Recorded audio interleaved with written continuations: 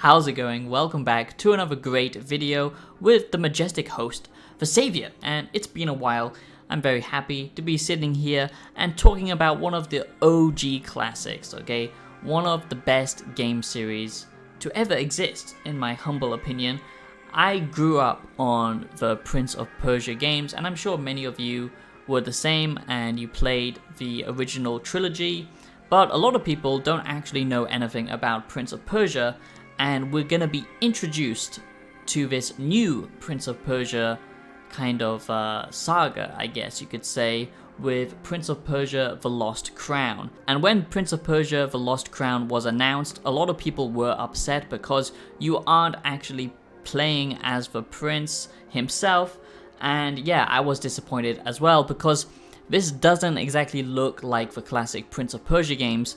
But bear in mind, this has happened before. Now, it's been almost a complete decade since we got, a proper entry of Prince of Persia, and they also kind of did a soft reboot in 2008 with this kind of stylized Prince of Persia game, which was much more focused on platforming and storytelling instead of the combat, which the original trilogy is very well known for. And you might not know what I'm talking about if you've never played the games, and you're doing yourself a disservice because these games were great, and I was one of the few who actually really enjoyed this kind of reimagining of Prince of Persia with this 2008 kind of Borderlands style platforming game where it was very different. It was very much a kind of meditative, relaxing experience. But I really enjoyed it. So this isn't the first time we've seen a kind of reimagined Prince of Persia game, but we're getting it again, but it's returning to its 2D roots.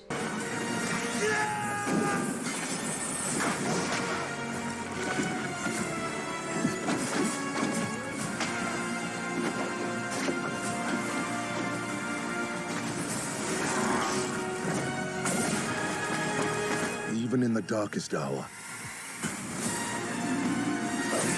do not lose hope.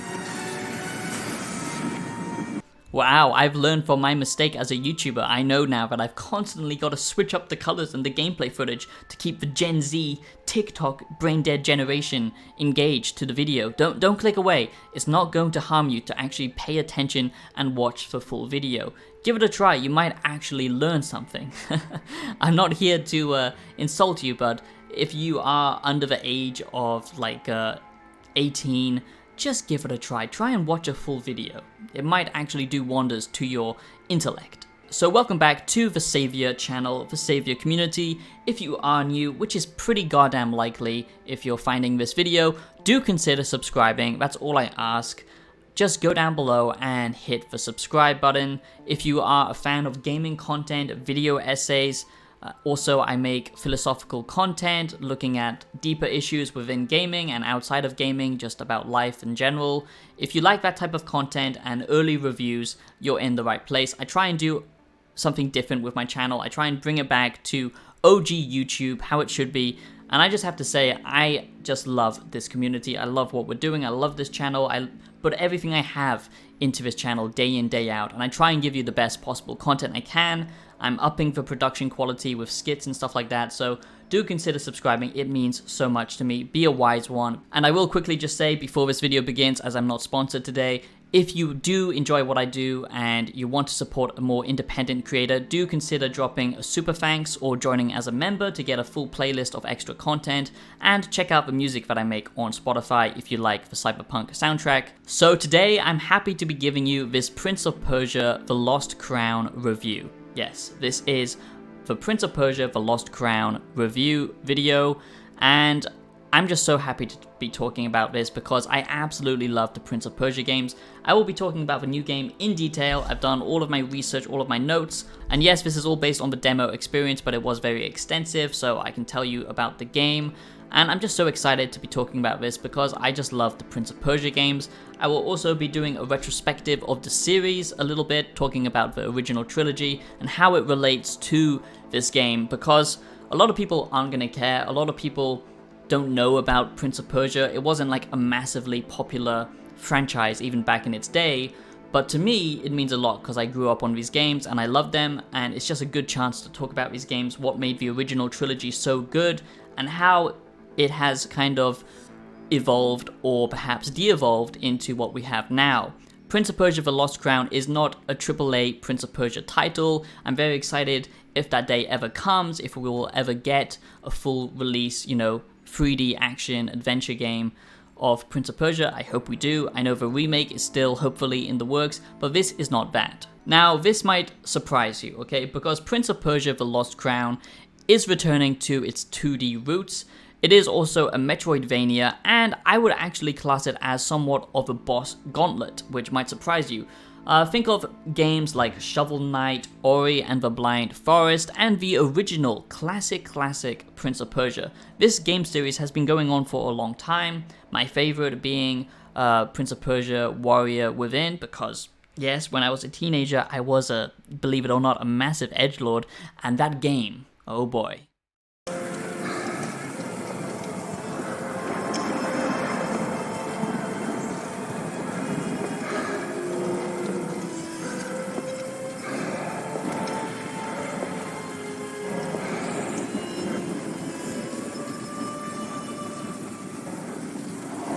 Kill him.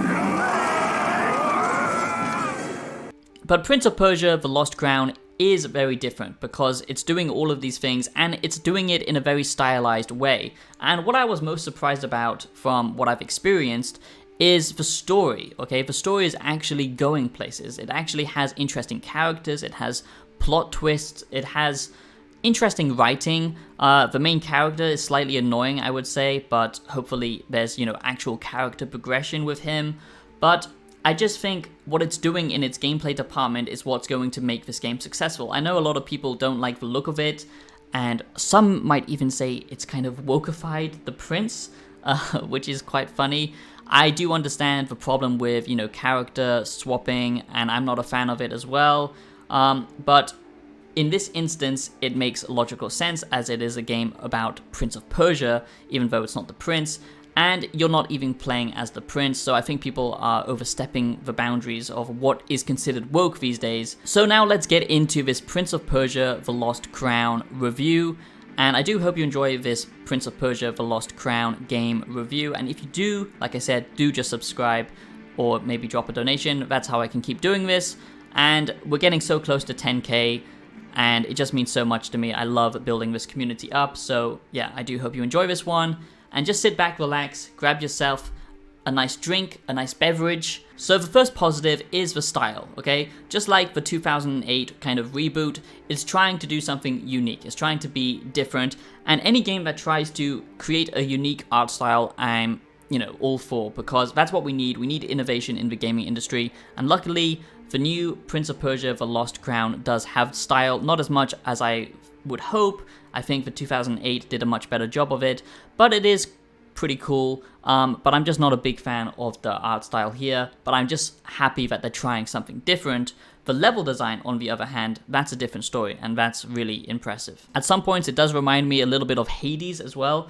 I don't like how they go from these amazing animated cinematics, something like out of Spider-Man Morales or something, and then we get these kind of still cinematic shots, or just these still images of characters like it's a goddamn cheap comic book. It's a little bit all over the place presentation wise. It does ooze style at times, and I really like that, but then at other times it feels kind of cheap, so I just wish they were more consistent with it, I guess. So like I said, Prince of Persia The Lost Crown is somewhat of a boss gauntlet, okay? You'll be fighting a lot of bosses in this game. It's not just the, random one that you will find at the end of, like a level. It is a connected world space and there is backtracking, but of course, like most Metroidvania games, the backtracking is made somewhat more entertaining because of the abilities that you unlock as you progress, and this basically will allow you to traverse the world in a different way than the first time,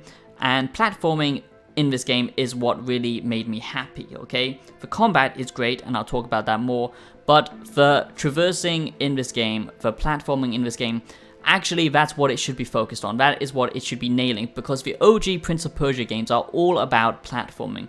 It's all about going through this kind of Indiana Jones temple run experience, okay? That's what I really liked about Prince of Persia, the original trilogy, because you would be going through these levels and you would have to actually time your platforming. There isn't invisible walls, you would just fall off and die. It doesn't hold your hand. Of course, there is the time travel mechanic where you can go back if you die, but it's just super fun, you know, running along the walls and stuff like that. Wall running, that was, you know, kind of new back then.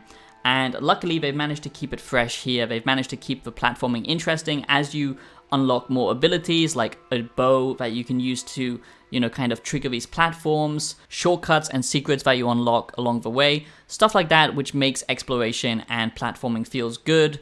You know, avoiding the classic spike traps and, you know, these kind of spinning blades. Timing is important here, and I'm glad they kept that in. But what did surprise me is how much of a boss gauntlet this actually is, and how rewarding the fights with the bosses actually are. Now, when you first start out, of course I can't speak about the full experience, but when you first start out, the bosses are rather tame, I've got to be honest, but as you progress, the bosses do get more difficult, and what's cool is they, you know, go through stages, and they have different movesets, and it does remind me a lot of games like, you know, Hollow Knight or something like that, where you do really have to focus, and it is a difficult game, especially if you play it on the hardest difficulty, but it's no Dark Souls, okay? You can make this easy if you want, or you can make it difficult, and when you get that kind of freedom of difficulty, and I'm going to talk about that more in a minute, the accessibility here is pretty off the chains with how much tweaking and customization you can make this game.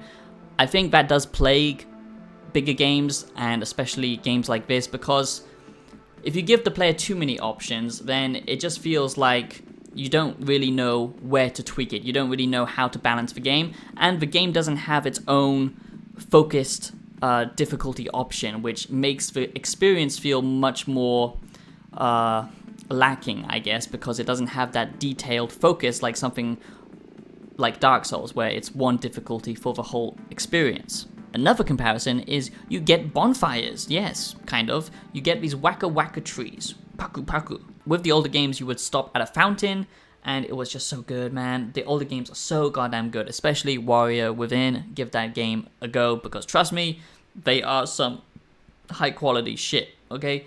But these act as your checkpoints, and when you stop at a tree, basically this is where you can upgrade your abilities and change your amulets and all that kind of stuff. It's the same stuff that we've seen before in gaming.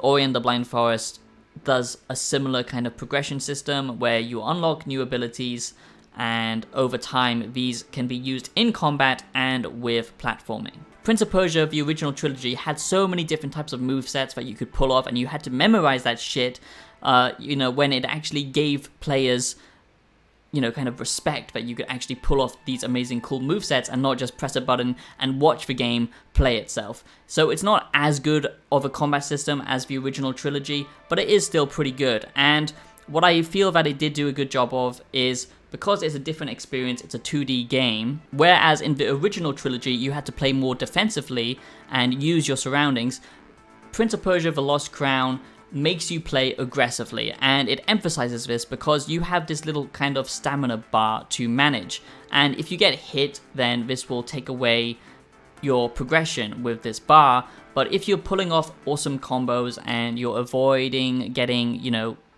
absolutely wrecked, then actually you will get this kind of charge ability to pull off these special moves, and they look so awesome. I love how they animated it, and it just feels great, and I really like how it emphasizes playing aggressively, even though that is a little bit of a trope nowadays with, you know, lots of games. Sekiro, Lies of P, Bloodborne, there's lots of them.